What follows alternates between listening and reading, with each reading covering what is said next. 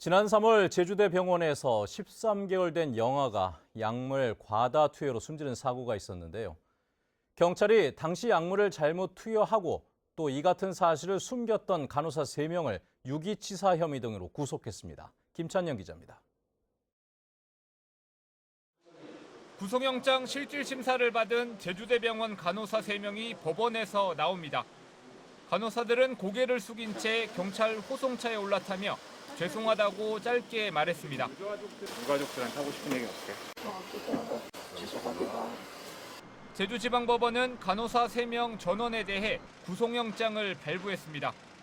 사안의 중대성과 도주, 증거인멸 우려가 있다며 영장 발부 이유를 밝혔습니다. 이들은 지난 3월 코로나19로 병원에 입원한 13개월 아기 유리미에게 약물을 과다 투여해 숨지게 하고 의료 기록을 삭제한 혐의를 받고 있습니다. 당시 의사는 응급처치제인 에피네프린 5mg을 호흡기 방식으로 투여할 것을 지시했는데 간호사는 정맥주사를 놔 적정량의 50배를 투여했습니다. 잘못 투약한 사실을 알고도 상부에 보고하지 않았고 의료 기록을 삭제한 것으로 경찰 조사 결과 드러났습니다. 경찰은 이들이 약물을 과다 투여한 사실을 의사에게 제때 알리지 않아 유리미가 치료받을 기회를 박탈했다며 업무상 과실치사뿐만 아니라 유기치사 혐의도 적용했습니다. 간호사들은 약물 과다 투여는 인정했지만 의료기록 삭제를 공모했다는 혐의는 부인한 것으로 알려졌습니다. 경찰은 해당 간호사 3명은 곧 검찰에 넘기고 나머지 의료진 8명의 업무상 과실치사 혐의도 이달 안에 수사를 마무리할 계획입니다. MBC 뉴스 김찬현입니다.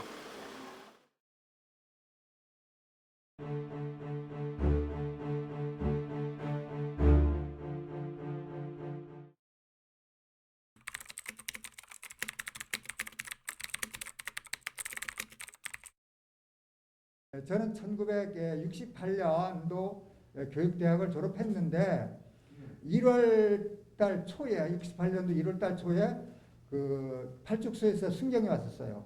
와가지고 신원 조회를 이제 했습니다. 그때 제가 이제 아버지는 아무것도 모르고 그냥 대전 형무소에 가서 행방불명이 됐다라고 이렇게 이야기를 했었습니다. 그러니까 그분은 그것을 다 적고 이제 경찰서로 돌아갔는데 한 3일 후에 다시 찾아왔어요. 찾아와가지고 이대로 이렇게 해서 신원조회를 해서 제출하면 발령받는데 상당히 지장이 있을 것 같다. 이렇게 해서 깜짝 놀랐습니다. 그리고 오늘 피고인 이홍배님의 아들 이종숙님은 건강 문제로 이 법정에 출석하지 못하였지만 자신이 1979년 감사원에 운전직으로 근무하던 중 신원조회에 걸려 3개월 만에 그만두고 젊은 날 어렵게 살았다면서 이 사연을 전해주면서 이제라도 부친의 억울함이 꼭 풀릴 수 있게 해달라고 재판장님께 꼭 전해달라고 하였습니다. 우리 삼촌님이 우리 아버지를 받아가지고 미아리 공동묘지에 가서 묻혀졌는데 그 다음 해인가 6.25가 터지고 막 이곳저곳에서 건설범이 일어나고 하면서 하다 보니까 그러면 아버지 묘가 흔적 없이 사라져 갔습니다. 일가에서 사용하고 있는 가족 공동묘지에다가 비석만 그 당시에 새겨가지고 빨리 내려가라. 이 아들만큼은 살려야 되지 않겠냐. 이 사대독자를 살려야 되지 않겠냐. 그러면서 아버님은 막 어머니한테 내려가라고 우리 시아버님은 그 산 소나무에다가 숨어 있었답니다. 죽었는지 어떻게 했는지 아프니까 어디 데려나가고 그때는 안 들어왔답니다. 그 같은 동료가 말이하면. 그래서 그분이 살아서 나와서 저한테 말을 해줬었어요. 처음 너희 시아버님은 아무 죄도 없은 사람인데 대구에 제일 죄인으로 들어와서 고생하다가 죽었는지 살았는지 없어졌다. 다음과 선고하겠습니다. 피고인들은 각 무죄. 유족이 아니신 분들은 우리는 각자 이 시대를 살아가면서 이 사회에 돌려줘야 될 책무가 있습니다. 적어도 4.3 사건의 명예회복이나 치유도 우리들의 그런 책무 중에 하나입니다. 부디 잘 명심하셨으면 좋겠습니다. 감사합니다.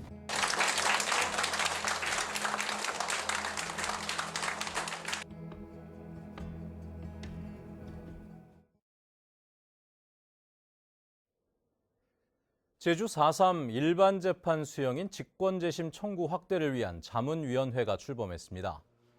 제주 4.3 사건 자문위원회는 오늘 1차 회의를 열고 나인수 제주지방변호사회장을 위원장으로 위촉했습니다. 제주 4.3 사건 자문위원회는 제주지검 검사장 직속의 자문기구로 일반 재판 수용인에 대한 직권 재심이 원활히 이루어지도록 활동할 계획입니다. 민주노총 제주본부는 제주도 의회에서 기자회견을 열고 제주 시내 한 공연장이 이주 노동자의 인권을 침해했다고 주장했습니다. 이들은 노동자가 공연 연습을 하다 다치자 사업주가 은폐하고 치료를 방해했으며 최저임금보다 낮은 임금을 지급하고 숙소 시설도 열악하다며 제주도와 고용노동부가 특별 근로감독에 나서라고 요구했습니다. 제주시 구좌 월정리 주민들은 제주도청 앞에서 기자회견을 열고 제주 동부 하수처리장 증설 공사를 맡은 건설사 2곳이 주민 등 14명을 상대로 제기한 공사 방해 금지 가처분 신청은 부당하다고 주장했습니다. 이들은 시위 한 번에 500만 원을 배상하라는 것은 표현의 자유를 억압하는 것이라며 제주도가 책임지고 업체와 논의해 소송을 중단하라고 요구했습니다. 제주수산업단체 전기요금 인상 비상대책위원회는 제주시 아젠토피오레 호텔에서 발대식을 열고 농사용 전기요금 인상을 철회하라고 촉구했습니다. 발대식에 참석한 국민의힘 윤상현 의원은 농사용 전기 비중이 전력 판매량의 4%에 불과해 한전의 적자 감소에도 큰 효과가 없다며 이창용 산업통상자원부 장관을 만나 문제가 해결되도록 노력하겠다고 밝혔습니다.